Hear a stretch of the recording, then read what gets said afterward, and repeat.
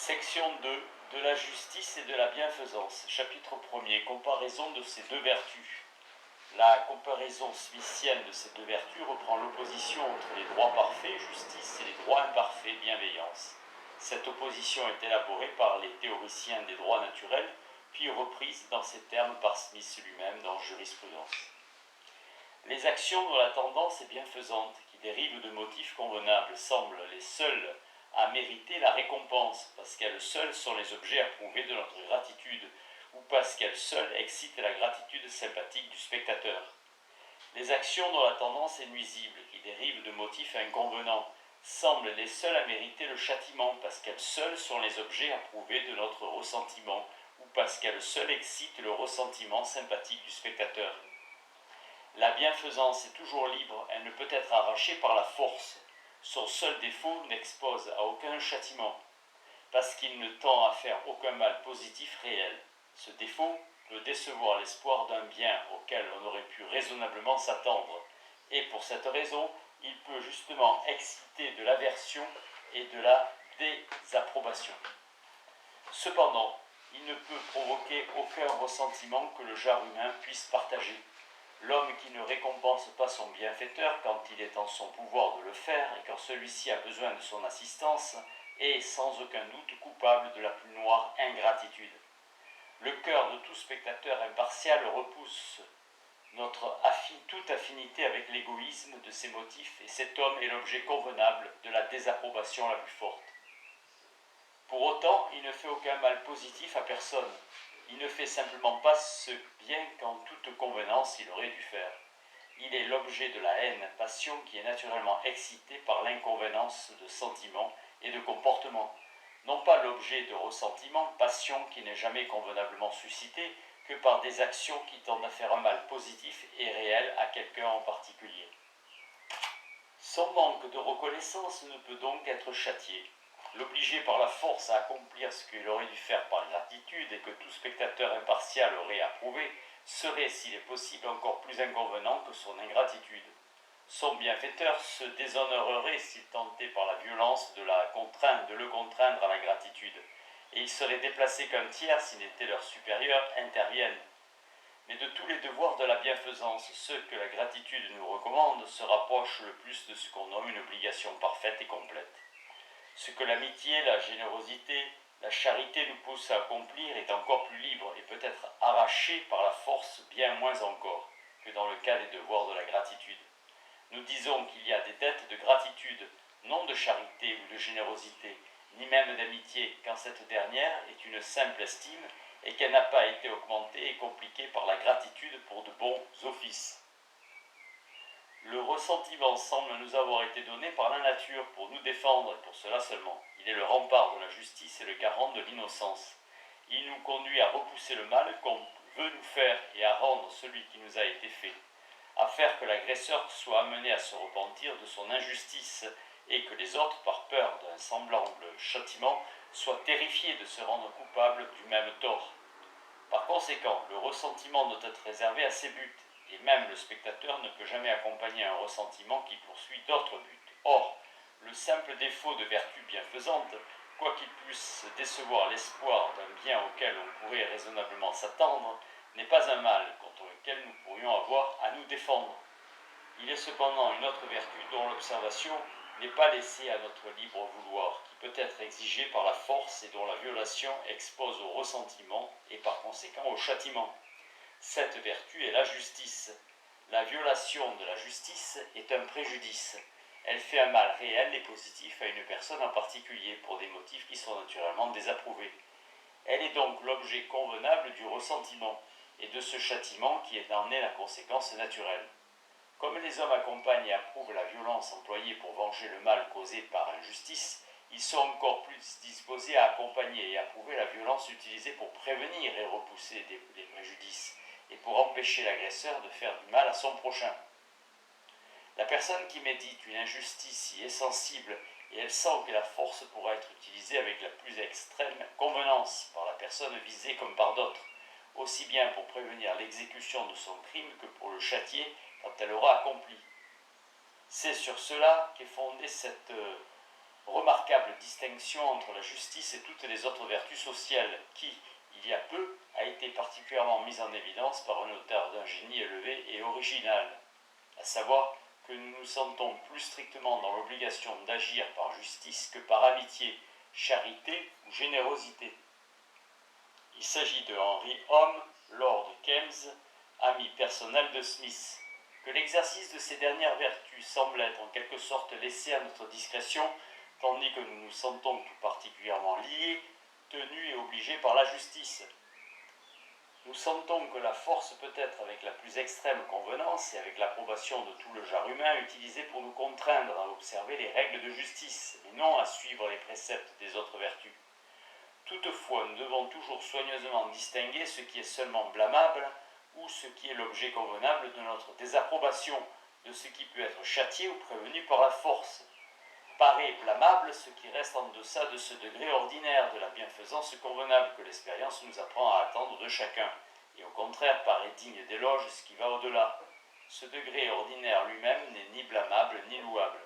Un père, un fils, un frère qui, comme tel, ne se conduisent ni mieux ni plus mal que ne le font communément la plupart des hommes, semble ne mériter ni éloge ni blâme. Celui qui nous surprend par sa bonté, extraordinaire et inattendue, quoique toujours convenable et adéquate, ou au contraire par sa méchanceté extraordinaire et inattendue, autant qu'inadéquate, mérite d'être applaudi dans un cas et blâmé dans l'autre. Toutefois, entre égaux, le degré même le plus ordinaire de bonté ou de bienfaisance ne peut pas être arraché par la force. Entre égaux, chaque individu est considéré naturellement avant l'institution d'un gouvernement civil comme ayant un droit de se défendre lui-même contre tout préjudice et d'infliger un certain degré de châtiment pour ceux qu'il a subis. Tout spectateur généreux non seulement approuve sa conduite, mais encore entre dans ses sentiments au point de vouloir souvent lui prêter secours. Lorsqu'un homme attaque, vole ou tente d'assassiner, tous les voisins s'alarment et pensent agir justement quand il se précipite pour venger la personne lésée et pour la défendre si elle risquait de l'être. Mais quand un père est dépourvu du degré ordinaire d'affection parentale pour son fils, quand un fils semble manquer de cette déférence filiale qu'on peut attendre de lui pour un père, quand des frères n'ont entre eux aucun degré d'affection fraternelle, quand un homme ferme son âme à toute compassion et refuse de soulager la misère de ses semblables, alors qu'il pourrait le faire avec la plus grande facilité dans tous ces cas, et quoique tout un chacun blâme ses conduites, personne n'imagine que ceci peut-être pourrait avoir quelque raison d'attendre plus de bonté, aurait un droit à l'arracher par la force. La victime peut seulement se plaindre et le spectateur ne peut intercéder autrement que par les conseils et la persuasion. Dans toutes ces occasions, avoir recours à la force entre égaux serait considéré comme le degré le plus élevé de l'insolence et de la présomption. Quelquefois, un supérieur peut certes, avec une approbation universelle, obliger ceux qui sont sous sa juridiction à se conduire les uns envers les autres avec un certain degré de convenance. Les lois de toutes les nations civilisées obligent les parents à prendre soin de leurs enfants, les enfants à s'occuper de leurs parents, et elles imposent aux hommes bien d'autres devoirs de bienfaisance. Le magistrat civil est chargé du pouvoir non seulement de préserver la paix publique en limitant l'injustice, mais également de promouvoir la prospérité de la communauté en établissant une bonne discipline et en décourageant tous les vices et toutes les inconvenances. Il peut donc prescrire des règles qui non seulement prohibent les préjudices mutuels entre concitoyens, mais aussi exigent jusqu'à un certain point les bons offices mutuels. Quand un souverain exige ce qui était simplement indifférent ou ce qui antérieurement à ses ordres pouvait être omis sans encourir de blâme, il devient non seulement blâmable mais aussi punissable de lui désobéir. Quand donc il exige une action qui avant son ordre n'aurait pas été omise sans le plus grand blâme, le défaut d'obéissance devient encore plus punissable. Cependant, de tous les devoirs du législateur, établir ses lois avec jugement et convenance est peut-être celui qui exige la plus grande des délicatesses et des modérations. Le négliger entièrement expose la communauté à de grands désordres et à des atrocités choquantes. Le porter trop loin est destructeur de toute liberté, sécurité et justice. Quoique entre égaux, le seul défaut de bienfaisance ne semble mériter aucun châtiment. Les manifestations les plus élevées de cette vertu paraissent mériter la plus haute récompense. parce qu'elles produisent le plus grand bien. Elles sont les objets naturels et approuvés de la plus vive gratitude. Au contraire, quoique les infractions aux règles de la justice exposent au châtiment, leur respect semble à peine mériter la récompense. Il y a sans aucun doute, une convenance dans l'exercice de la justice, et pour cela elle mérite toute l'approbation qui est due à la convenance. Mais comme elle ne produit aucun bien positif réel, elle ne peut prétendre qu'à très peu de gratitude. Dans la plupart des occasions, la simple justice n'est qu'une vertu négative, et elle ne consiste qu'à nous empêcher de porter préjudice à notre prochain. L'homme qui s'abstient seulement d'attenter à la personne, au bien ou à la réputation de son prochain, n'a sûrement que peu de mérite positif. Cependant, il respecte toutes les règles de ce qu'on nomme spécifiquement justice. Il fait tout ce que ses égaux peuvent avec convenance exiger de lui par la force, et ce dont ils peuvent châtier l'omission. Pour respecter toutes les règles de justice, il peut souvent nous suffire de demeurer immobile et de ne rien faire. Ce que fait chacun lui sera rendu, et la vengeance semble être la grande loi que nous a dictée la nature. Nous pensons que la bienfaisance et la générosité sont dues aux généreux et aux bienfaisants. Ceux dont le cœur ne s'ouvre jamais aux sentiments d'humanité devraient, pensons-nous, être exclus de la même manière de l'affection de leurs semblables, et n'être autorisés à vivre en société que comme au milieu d'un immense désert où personne ne serait là pour leur prêter attention, ni pour s'inquiéter de leur existence. Le violateur des lois de justice doit être amené à sentir lui-même ce mal qu'il a infligé à autrui, et puisqu'aucune considération pour les souffrances de ses frères n'est capable de le contenir, il doit être retenu par la crainte de ses souffrances. L'homme, qui est simplement innocent, qui ne fait qu'observer les lois de la justice vis-à-vis d'autrui et s'abstenir de faire du mal à son prochain, peut seulement mériter de ce dernier qu'il respecte à son tour son innocence, et que les mêmes lois soient religieusement observées à son égard. Chapitre 2. Du sens de la justice, du remords et de la conscience du mérite. Il ne peut y avoir de motif convenable pour nuire à notre prochain. Il ne peut y avoir d'incitation à faire du mal à autrui que le genre humain puisse partager, sinon la juste indignation pour le mal qu'autrui nous a fait. Troubler le bonheur d'autrui uniquement parce qu'il est un obstacle au nôtre, prendre ce qui lui est réellement utile simplement parce que cela pourrait nous être également plus utile, ou se laisser aller ainsi à la préférence naturelle que chacun a pour son propre bonheur au détriment des autres. Voilà ce qu'un spectateur impartial ne saurait partager. Sans aucun doute, à chaque homme, il est recommandé par nature de n'avoir d'abord et principalement soin que de lui-même. Et comme il est plus à même de prendre soin de lui que d'aucune autre personne, il est approprié et bon qu'il doive en être ainsi. Donc, chaque homme est bien plus profondément intéressé à tout ce qui le concerne immédiatement qu'à ce qui concerne un autre homme. Et entendre parler de la mort d'une autre personne avec laquelle nous n'avons pas de rapport particulier nous donnera peut-être moins de soucis, troublera peut-être moins notre appétit ou notre repos qu'une contrariété insignifiante. Mais quoique la ruine de notre prochain puisse nous affecter bien moins qu'une de nos petites infortunes, nous ne devons pas la provoquer pour nous garder de ces infortunes, et pas même pour éviter notre propre ruine. Nous devons ici, comme dans tous les autres cas, nous regarder non pas tant du point de vue où nous pouvons naturellement nous apparaître, que du point de vue où nous apparaissons naturellement aux autres. Quoique, selon le proverbe, chaque homme soit pour lui-même le monde entier, il n'est pour le reste du genre humain qu'une de ses parties les plus insignifiantes. Quoique son bonheur puisse être d'une plus grande importance pour lui que celui du monde entier, pour tout autre que lui, ce bonheur n'a pas de plus de conséquences que celui de quiconque. Quoiqu'il puisse être vrai que tout individu en son cœur se préfère naturellement à tout le genre humain, il n'ose pas cependant regarder les hommes en face et avouer qu'il agit selon ce principe. Il sent bien que dans cette préférence, les autres ne peuvent jamais l'accompagner, et que pour autant qu'elle lui paraisse naturelle, elle doit toujours sembler excessive et extravagante aux autres. Quand il se regarde lui-même de ce point de vue, d'où il a conscience qu'il sera observé par les autres, alors il voit qu'à leurs yeux, il n'est qu'un parmi la multitude sans raison d'être préféré. S'il veut agir de sorte que le spectateur impartial puisse entrer dans les principes de sa conduite, ce qu'il désire plus que toute autre chose, il doit, comme dans toutes les autres occasions, contenir l'arrogance de son amour de soi et l'abaisser jusqu'au point où les autres peuvent l'accompagner. Ils iront jusqu'à l'autoriser à être plus inquiet de son bonheur que de celui d'autrui et à le rechercher avec plus de sérieux et de constance. Jusqu'à ce point, toutes les fois qu'ils se mettront à sa place, ils l'accompagneront aisément. Dans la course aux richesses, aux honneurs et aux faveurs, il peut courir aussi vite qu'il lui est possible, et tendre chaque muscle et chaque nerf pour dépasser tous ses concurrents. Mais s'il devait bousculer ou jeter à terre quelqu'un d'entre eux, l'indulgence des spectateurs prendrait immédiatement fin. Smith reprend la métaphore du coureur de stade trouvé chez Cicéron, qui lui-même dit l'avoir puisé chez Chrysippe. C'est une violation du franc jeu. Ils ne peuvent admettre, pour eux, tel concurrent est en tout point aussi bon que tel autre. Ils n'entrent pas dans cet amour de soi par quoi l'agent se préfère tant à autrui, et ils ne peuvent partager le motif pourquoi il lui nuit.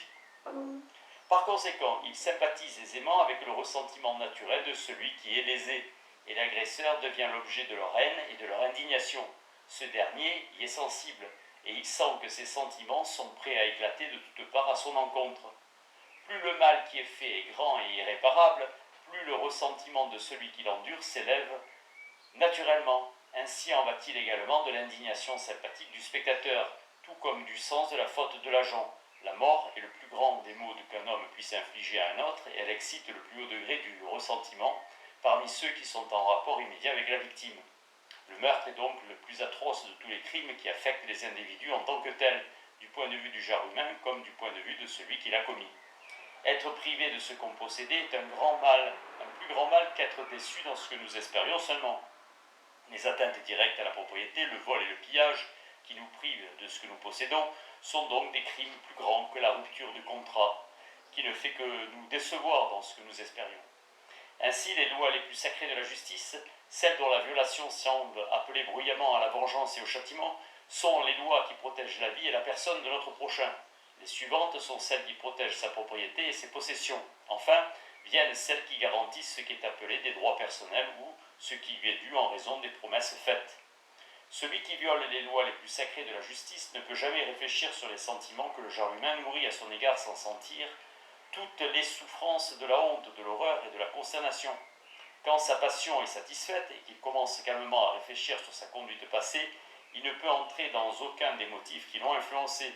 Ils lui paraissent maintenant aussi détestables qu'ils l'ont toujours été pour les autres. En sympathisant avec la haine et l'horreur que les autres doivent nourrir à son égard, il devient en quelque sorte l'objet de sa propre haine et de sa propre horreur. La situation de la personne qui souffre par son injustice appelle maintenant sa pitié. Il est affligé en y pensant, il regrette les effets malheureux de sa propre conduite et sent, dans le même instant, qui l'ont conduit à être l'objet convenable du ressentiment et de l'indignation du genre humain et de conséquences naturelles qui en découlent, la vengeance et le châtiment. Cette pensée le hante perpétuellement et le remplit de stupeur et de terreur. Il n'ose plus regarder la société en face, il s'imagine lui-même rejeté et banni de l'affection de tout le genre humain. Il ne peut pas, dans sa détresse la plus grande et la plus épouvantable, espérer la consolation de la sympathie. Le souvenir de ses crimes a fermé le cœur de ses semblables à toute affinité avec sa détresse. Les sentiments qu'ils entretiennent à son égard sont justement ceux-là même qui l'effraient le plus. Tout lui paraît hostile et il serait heureux de se retrouver dans un désert inhospitalier où il n'aurait jamais pu être en face d'une créature humaine, ni à lire la condamnation de ses crimes sur le visage des hommes. Mais la solitude est encore plus effrayante que la société. Ses propres pensées ne peuvent rien lui offrir d'autre que de noir, d'infortuné et de désastreux, que des pressentiments mélancoliques d'une misère et d'une ruine incompréhensible. L'horreur de la solitude le ramène dans la société, et il se trouve à nouveau en présence du genre humain stupéfait, accablé par la honte et égaré par la crainte, pour implorer un peu de protection du visage de ces juges, même dont il sait qu'ils l'ont déjà tous unanimement condamné. Telle est la nature de ce sentiment proprement appelé remords. De tous les sentiments qui peuvent pénétrer le cœur de l'homme, il est le plus redoutable. Si, comme le dit Smith un peu plus haut, le désir d'être approuvé par la conscience est le plus fort de tous, il est logique que le remords soit le sentiment le plus redoutable. Il est composé de la honte provenant du sens de l'inconvenance, d'une conduite passée, de la douleur face aux effets de celle-ci, de la pitié pour ceux qui en souffrent, et de la crainte et de la terreur du châtiment suscité par la conscience d'un ressentiment justement provoqué en toute créature raisonnable. Le comportement opposé inspire naturellement le sentiment opposé. L'homme qui a accompli une action généreuse pour des motifs convenables, et non par pure fantaisie, quand il songe à ceux qui en ont bénéficié, sent qu'il doit être l'objet naturel de leur amour et de leur gratitude, et par sympathie avec eux, de l'estime et de l'approbation de tout le genre humain.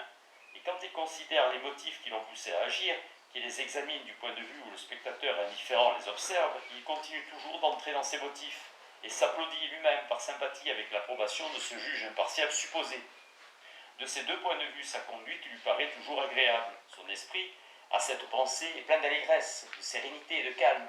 Il est ami et il est en harmonie avec tous les hommes. Il regarde ses semblables avec confiance et avec une satisfaction bienveillante, certain de s'être rendu digne de leurs égards les plus favorables. Dans la combinaison de tous ces sentiments consiste la conscience du mérite ou de la récompense méritée.